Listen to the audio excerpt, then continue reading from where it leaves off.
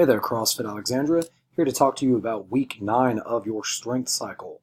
Starting on Monday the 14th, we have every minute on the minute for 10 minutes. You're going to complete the following. Minute 1, snatch. That can be a squat or power snatch, your preference.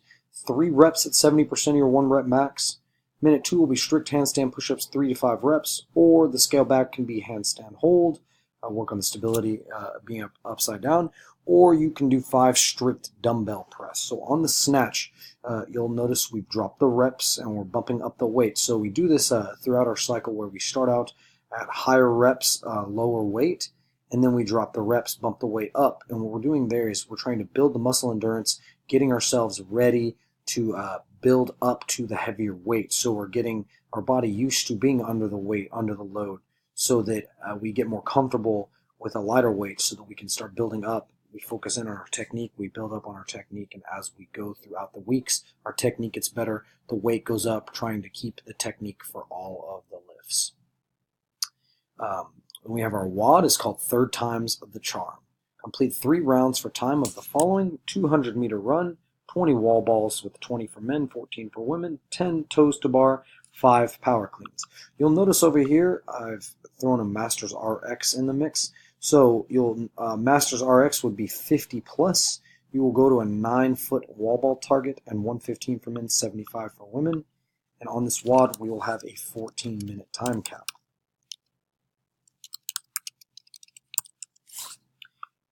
Moving on to day 2 of our week, the 15th on Tuesday. We have every minute on the minute for 10 minutes. We're going to complete the following. Minute 1 will be front squat, 5 reps at 75% of your 1 rep max. Once again here, we're dropping the reps, bumping up the weight. So we've been on the 5 reps for a few weeks now, and then next week we will transition over into 3 reps. Minute 2 will be 2 Turkish get-ups, 1 rep each arm. So that'll be with a kettlebell. Start on the ground. Your coach will show you how to do this. Start on the ground, work your way up to a standing position. It's really good to work for your core stability, your overhead stability, your shoulder mobility, your shoulder stability. It's just an all-around great movement. Then we have our WOD, which is called burpee trouble. 50, 40, 30, 20, 10 of burpees and double unders. So these are just good old-fashioned burpees. We're looking for you to get full extension at the top, so if that means you have to jump and clap, by all means. We're not looking for you to jump super high, but I would like you to get your feet off of the ground at least 1 inch, so give yourself just a little hop at the top. Double unders. So the scale back for the double unders will of course be times 2 for the singles. So it would be 180, 60, 40, 20 for the singles. So this workout is a chipper style workout, so you must go through 50 burpees before you can move on to your 50 double unders. Then you would go into 40 burpees, 40 double unders, 30 burpees, 30 double unders, etc. So on this workout, I'm not necessarily expecting everybody to finish. That's why we have these time caps. We do these time caps because we want our WODs to stay in a certain time frame, time domain, so that we can hit the energy systems that we're going off of. If you'll notice throughout the weeks, the way things work is we usually have day 1 would be a workout around 18 to 20 minutes, and day 2 would be a workout anywhere from, we're looking for 7 minutes and below, so it's very fast, very intense, whereas the 20-minute WOD is a little bit longer, more of a cruise control pace. And then we would have what's called like our third day, where our workout is somewhere in the range of 10 to 14 minutes. So that is one of the main reasons why you'll see our Metcons are the way they are. You're like, oh, well, this one was really short. Oh, tomorrow it's really long. That's why we do what we do. Thursdays are always our aerobic day, so that we can get all of that lactic acid that's built up throughout the week, to get that blood pumping and get all that lactic acid that's built up to get moving through the body. Moving on to Wednesday, the 16th. Every minute on the minute for 10 minutes. Complete push jerk, 5 reps at 75% of your 1 rep max.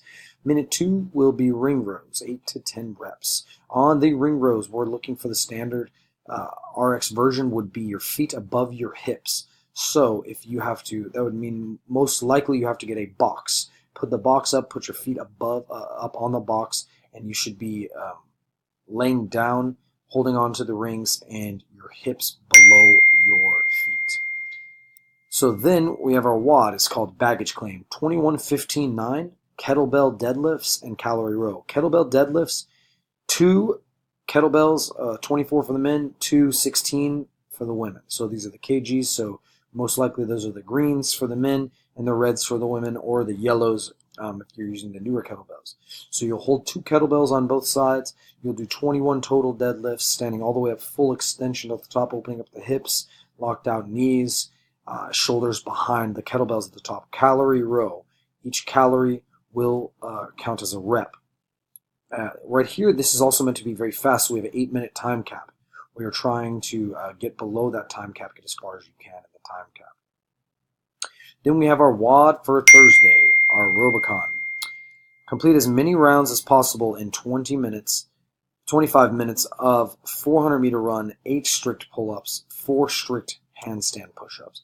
So this is one of those workouts where we're looking for cruise control pace. Once you get started, you want to just keep it on cruise control around 80 to 85%. The scale back for the strict pull-ups will be banded strict pull-ups,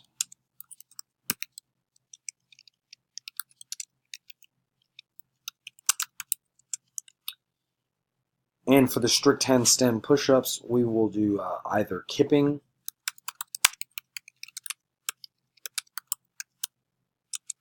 or you can do 4 dumbbell strict press.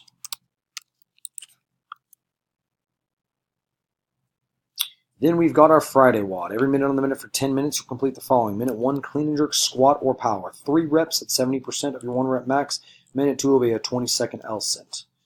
Complete as many rounds as possible in 9 minutes of the following. 10 push-ups, 10 kettlebell swings. So you'll go through this for 9 minutes. This type of WOD, we're looking, the push-ups should be fairly easy to get through, and the kettlebells as well. But you want to manage your time and your rest to a good point where you can keep moving. So my suggestion to you would be to do your 10 push-ups, stand up, count to 3, take a deep breath, pick up your kettlebell, go unbroken on the kettlebell, set your kettlebell down, do the same thing. Take your time getting to the floor, take a few breaths, then do your push-ups, stand up, go through that motion for that 9 minutes. That is a good pace to hold while you maintain the workout. If you're competing in Battle of the Fittest, my suggestion to you would be take the day off, stretch, loosen up, maybe run around a little bit, maybe get a massage. Just move around is what you're looking for. You want to give yourself a day off here so that you're nice and fresh for the next day. Keep the intensity fairly low on that day. So, and also please bear with us. Friday we will be taking down the middle rig of the gym. We're taking it for Battle of the Fittest. So just be mindful of the surroundings. Coaches be taking down the rigs and just work with the coach and the class. And we really appreciate it. So on Saturday, we will not have class at all. All the coaches will be at the event. Most people will be at the event. We're always looking for more volunteers, more judges. If you'd like to help us out, please contact Alan Fontenot. So there'll be no class. Come enjoy the competition at the Coliseum. This has been week 9, Coach Fuse. Hope to see you out this week.